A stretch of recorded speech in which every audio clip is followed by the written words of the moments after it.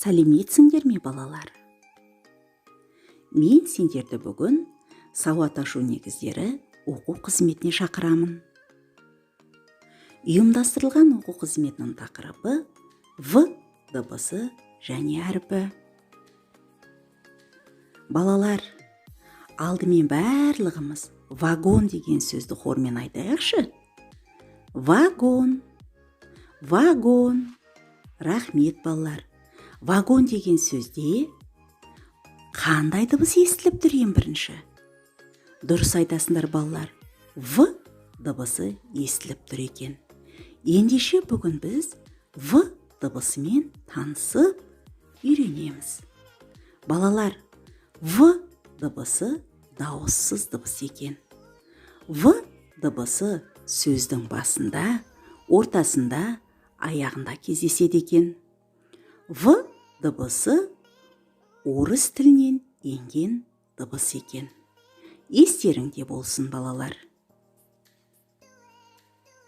Балалар, В дыбысынан келетін сөздерді айтып танысайық. Вагон, велосипед, ваза, аквариум, вокзал, аквапарк. Дұрыс айтасыңдар, балалар. Енді В дыбысы сөздің қай жерінде кездесіп тұрғанын ажыратайық. Вагон. Қай жерінде кездесіп тұр В дыбысы? Дұрыс айтасыңдар, балалар. Басында. Аквариум. Қай жерінде кездесіп тұр екен? Ортасында. Дұрыс айтасыңдар, балалар. Велосипед. Қай жерінде кездесіп тұр екен? Басында. Дұрыс айтасыңдар, балалар. Вокзал. Қай жерінде кездесіп тұр екен? Басында.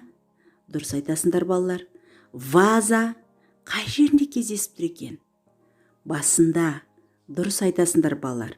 Аквапарк. Қай жерінде кездесіп тұр екен? Ортасында. Рахмет, балалар. Сендер бұл тапсырманы да өте жақсы деңгейде орындадыңдар. Балалар, енді алдымызда тағы да тапсырма келді. Мына сөздерді буынға бөліңдер дейді. Сендер сөздерді буынға өте жақсы деңгейде бөлесіңдер. Мен қазір мына сөздерді оқиын, сосын кейін буынға бөлейік. Вагон, ваза, вокзал, велосипед. Кәнеки, ережені еске түсірейікші. Буын дегеніміз не екен? Дұрыс айтасыңдар, балалар. Сөзде қанша дауысты дыбыс болса, сонша буын болады екен. Кәнеки, мына сөздерді буынға бөлейік.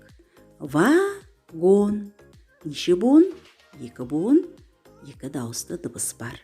Ваза. Неше буын? 2 буын, 2 дауысты дыбыс бар. Вокзал. Неше буын? 2 буын, 2 дауысты дыбыс бар. Велосипед.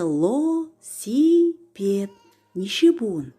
4 буын, 4 дауысты дыбыс бар. Рахмет, балалар. Бұл тапсырманы сендер өте жақсы деңгейде орындадыңдар. Балалар, енді барлығымыз сергіту сәтін жасайық. Жел бетке еседі, жайқалады ағаштар. Жел басылды, күн шықты, жадыраймыз біз енді. Алақанды суғамыз, тәртіпті біз боламыз. Рахмет, балалар. Балалар, енді мен сендермен әріптер әлемі деген ойынына шақырғым кеп тұр. Мен сендердің алдыларыңа бір қызыл үй, бір көк үйді әдемілеп суретін әкеп қойдым. Енді біз дауысты дыбыстарды қандай текшемен белгілеуші едік? Дұрыс айтасыңдар, балалар, қызыл текшемен. Ал дауыссыздарды ше? Дұрыс айтасыңдар, көк текшемен. Ал астында бірнеше әріптер бар, е, балалар? Балалар, біз енді сауат ашу сабағынан бірнеше әріптерді оқып үйрендік. Сендер білесіңдер. Енді осы әріптерді, дауысты дыбыстарды қызыл үйге, дауыссыз дыбыстарды көк орналастырыңдар. Бұл тапсырманы да сендер жоғарғы деңгейде орындайды деген үміттемін. Балалар, енді барлығымыз дәптерімізді ашып, бүгінгі өткен дыбысты жазайық. Балалар, ұйымдастырылған оқу қызметімізді енді қорытындылайық. Бүгінгі оқу қызметі саған ұнады ма? Қандай әріппен таныстың? Қандай сөздер есіңде қалды? Егер де осы қойылған сұрақтардың барлығына сен толық жауап берсең, мен бүгінгі оқу қызметін бас бармақ тәсілімен қорытқым келіп отыр. Келесі кездескенше сау болыңдар балалар.